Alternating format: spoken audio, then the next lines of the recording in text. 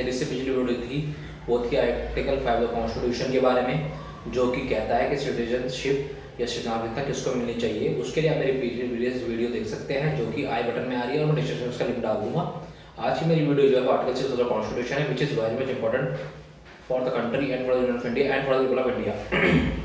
अब ये article 6 of constitution क्या कहता है? आर्टिकल 6 ऑफ कॉन्स्टिट्यूशन कहता है right of citizenship of certain persons who have migrated to India from Pakistan। मतलब उन लोगों का क्या अधिकार होगा या क्या होगा उनका जो कि माइग्रेट हुए हैं भारत के अंदर, कहां से? पाकिस्तान से।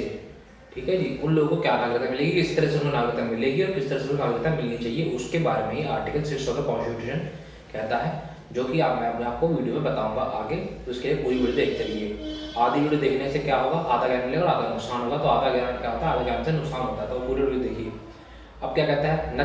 Not with standing anything in article 5 a person who have migrated to the territory of India from the territory of Pakistan now included in Pakistan shall be deemed to be a citizen of India at the commencement of the constitution।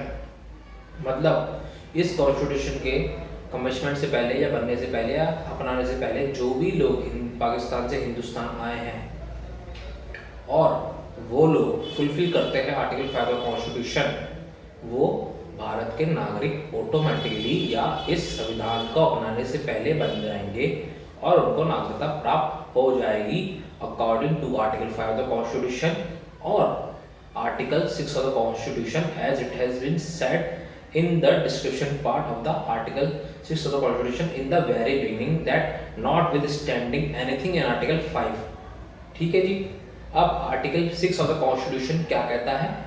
Part B यानी कि सब article A, sorry part A और सब article A क्या कहता है? He or other of his parent or any grandparent was born in India as defined in the Government of India Act he shall be a citizen of India। मतलब किसी के भी grand parents दादा दादी जो कि हिंदुस्तान में जिनका जन्म हुआ है, वो इस आर्टिकल के आधार पर और on the basis of this article of the constitution which is article 6 of the constitution they become the citizen of India accordingly and lawfully.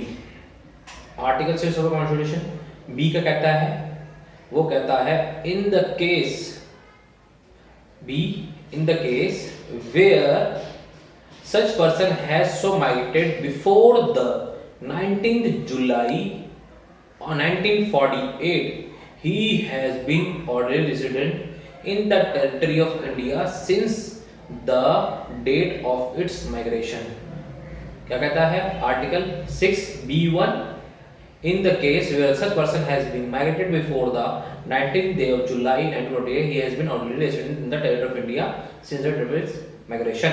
मतलब जो कि 19 जुलाई 1948 से पहले कोई भी इंसान पाकिस्तान से हिंदुस्तान आ गया है, कब से पहले? 19 जुलाई 1948 से पहले पाकिस्तान आ गया है, वो क्या बन जाएगा? भारत का नागरिक बन जाएगा।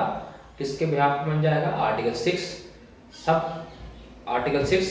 आर्टिकल बी पॉइंट 1 मतलब फर्स्ट पार्ट के अकॉर्डिंग। इसको पूरा ढंग से इसलिए बोल रहा हूँ मैं, जिससे आप लोग ढंग से पढ़ लें और ढंग से रीड आउट कर लें, क्योंकि कई बार क्या होता है जब सब आर्टिकल हो जाता है और उसके अंदर कोई पॉइंट्स आते हैं जैसे पार्ट 1 2 3, तो आप लोग उसमें कंफ्यूज ना हो जाए, इसलिए मैं इसको बार बार पढ़ रहा हूँ। अब आर्टिकल 6B2 क्या कहता है? In case where such person has so migrated on और after the 19th day of July 1948 he has been registered as citizen of India by an officer appointed in the behalf by government or dominant of India on application made by him therefore to such person or officer the commencement of the constitution in from manner prescribed by the government। अब क्या कहता है? कोई भी आदमी 1948 के बाद या 19 जुलाई 1948 के बाद हिंदुस्तान में आता है, तो वो कैसे वो सिटीजन बनेगा हिंदुस्तान का? उसके लिए गवर्नमेंट ऑफ इंडिया ने एक ऑफिसर अपॉइंट करा था उस जमाने में। ठीक है जी, और अभी भी है, तो उसके लिए ऑफिसर अपॉइंट कर रखा है, जिसके पास जो इंसान हिंदुस्तान का नागरिक बनना चाहता है वो पहले तो क्या करेगा, पहले तो एप्लीकेशन देगा। एप्लीकेशन देने के बाद क्या करना है उसको, मैक्सिमम 6 महीने तक उसको एप्लीकेशन देने के बाद रहना ही रहना है।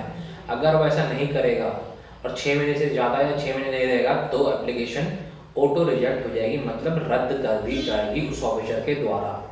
ये आर्टिकल 6 सब आर्टिकल B.2 ये कहता है। तो ये बहुत नोट करने वाली जरूरत है कि अगर आप 19 जुलाई 1948 में हिंदुस्तान में आ रहे हैं तो आपको क्या करना है, एक ऑफिसर अपॉइंट करा गया है जो कि गवर्नमेंट ऑफ इंडिया के द्वारा किया गया है, और एक प्रेस्क्राइब फॉर्मेट उसमें दिया गया है एप्लीकेशन के अंदर, जो कि आप गवर्नमेंट ऑफ इंडिया की साइट पर भी ले सकते हैं। अगर आपको रजिस्ट्रेशन अगर कराना है, नया सिटीजन आपको भारत का बनना है, उसके अंदर क्या करना है, ऑफिसर के अंदर आपको एक एप्लीकेशन देनी है अकॉर्डिंग टू कॉन्स्टिट्यूशन। में बता रहा हूँ आपको, अगर किसी को सिटीजन नया बनना है तो उसके लिए क्या करना है, आपको एप्लीकेशन देनी है, ऑफिसर जो कि अपॉइंट करा गया है भारत सरकार द्वारा। उसके बाद आपको मैक्सिमम 6 महीने तक, और आप जितना चाहे उतना रह सकते हैं सिटीजन बनने के बाद, लेकिन आप 6 महीने तक आपको हिंदुस्तान में रहना ही पड़ेगा एप्लीकेशन देने के बाद। उसके बाद आपको एप्लीकेशन अप्रूव होगी, उसके बाद आपको नागरिकता मिलेगी। अगर 6 महीने में 2 दिन भी कम हुए तो आपकी एप्लीकेशन ऑटो रिजेक्ट हो जाएगी। ये आर्टिकल 6 ऑफ द कॉन्स्टिट्यूशन कहता है।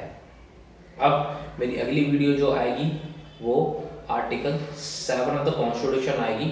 वो क्या कहता है, right of citizenship of certain migrants to Pakistan. मतलब जो लोग पाकिस्तान चले गए हैं उन लोगों के क्या राइट्स होंगे, वो हम आर्टिकल 7 ऑफ द कॉन्स्टिट्यूशन में पढ़ेंगे, जिसके लिए आपको अगली वीडियो देखनी पड़ेगी। अगली वीडियो देखने के लिए आपको क्या करना है, चैनल को सब्सक्राइब करना है, जो कि बिल्कुल फ्री है।